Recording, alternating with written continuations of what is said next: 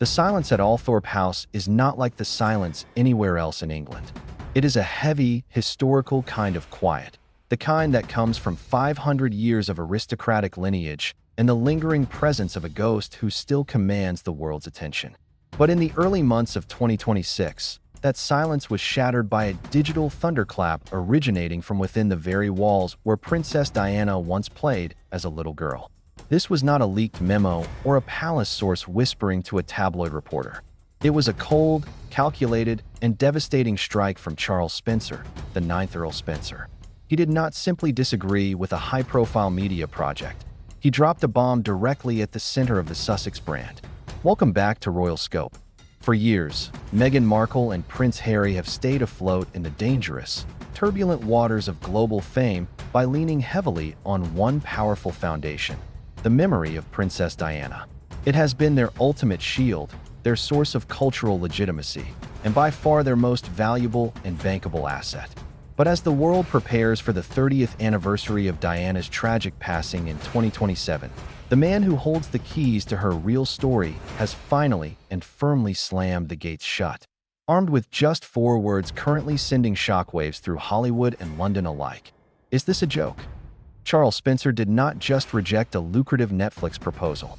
He effectively declared war on what he views as the unscrupulous exploitation of his sister's sacred legacy, initiating a crisis that threatens to expose a hidden alliance working behind the palace walls to reshape the future of the monarchy.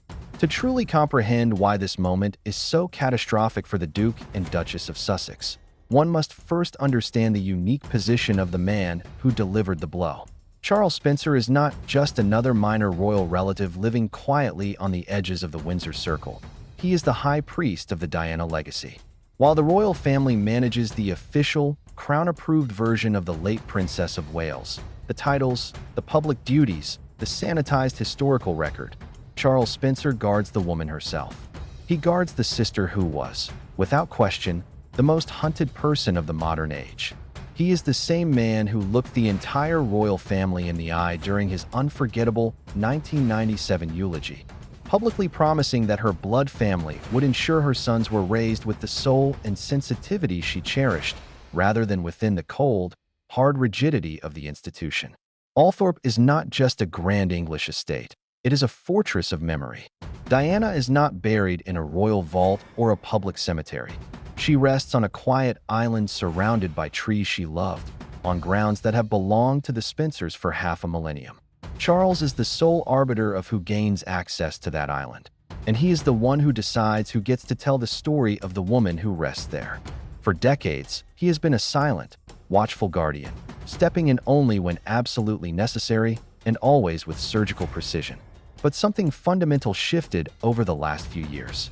According to analysts who closely study the intricate dynamics between the Spencers and the Windsors, Charles reached a definitive breaking point.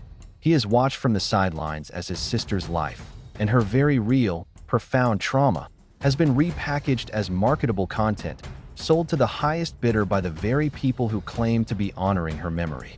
His recent, very public rejection is far more than a routine business disagreement. It is an act of ancestral defense. The spark that ignited this conflict was a project intended to be the great commercial reset for the Duke and Duchess of Sussex. By early 2026, the Sussexes found themselves in an increasingly difficult position. Their multi-million-dollar partnership with Spotify had ended in a highly publicized, embarrassing mess, with top executives openly labeling them grifters. Their luxury lifestyle brand, American Riviera Orchard, was struggling to gain the high-end market traction they had anticipated. Even Harry's polo documentary and Meghan's upcoming cooking show were being described by industry insiders as dull, safe, and uninspired. They desperately needed a hit. They needed something monumental enough to justify their massive, multi-year deal with Netflix. And the answer seemed obvious: the approaching 30th anniversary of Diana's death. Netflix executives, hungry for a major flagship series that would attract global subscribers, proposed a multi-episode epic. This was never designed to be a dry, historical documentary. It was envisioned as a spiritual successor narrative. The explicit goal was to draw a direct, unmistakable line between the immense challenges Diana faced in the 1990s and the challenges Meghan Markle faces today. If you are finding this deep dive into the hidden power dynamics of the royal world fascinating, take a quick second to hit that subscribe button and drop a comment below. Do you think Charles Spencer was right to protect his sister's legacy, or should he have supported Harry and Meghan's vision? Let us know your thoughts. The most crushing aspect of this entire executive veto is the immense psychological damage it creates for Prince Harry in particular. The Duke of Sussex is now caught in a position that is deeply, painfully complex. He is trapped between the absolute loyalty he owes to his wife and the historic heritage of the bloodline he left behind. For Harry, the Spencers have always represented the real, human side of his history, the part of him that was not a sanitized product of the House of Windsor. Yet, by allowing his commercial media ventures to lean so heavily on his mother's trauma, he has alienated the very people who stood up at her funeral and swore an oath to protect him. In 1997, Charles Spencer stood at the pulpit of Westminster Abbey and promised to protect Diana's boys, ensuring they were encouraged to have genuine souls and sensitivity rather than being overtaken by rigidity. Now, it appears Charles believes he is fulfilling that exact promise by protecting Harry from his own commercial choices.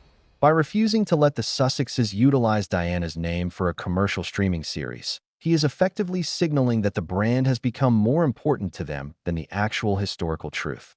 It is a rebuke that cuts far deeper than any tabloid headline, because it comes directly from blood and from history. This monumental decision has also significantly deepened the cavernous gap between William and Harry. Prince William has reportedly been deeply frustrated for years regarding the continuous commercialization of their mother's memory. Now, for the very first time since the Great Royal Rift began, William and his uncle Charles Spencer find themselves in complete, public agreement. Harry is left profoundly isolated, drifting in a narrative that his own maternal family has openly dismantled. In the cold, transactional world of Hollywood, perception dictates reality. And the current perception of the Sussex brand is that it is simply too risky to invest in.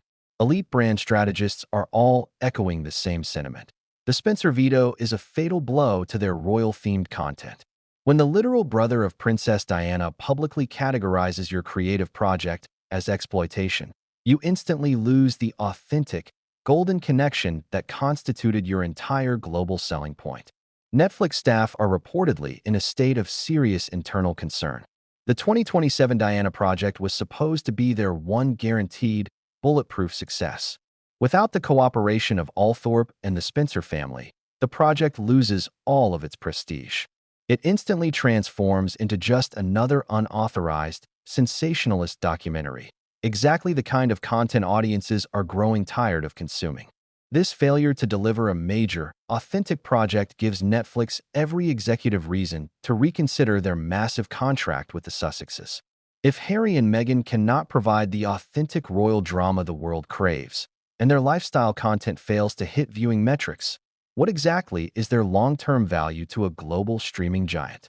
They risk becoming yesterday's news, lost in the chaotic noise of 1,000 other social media influencers.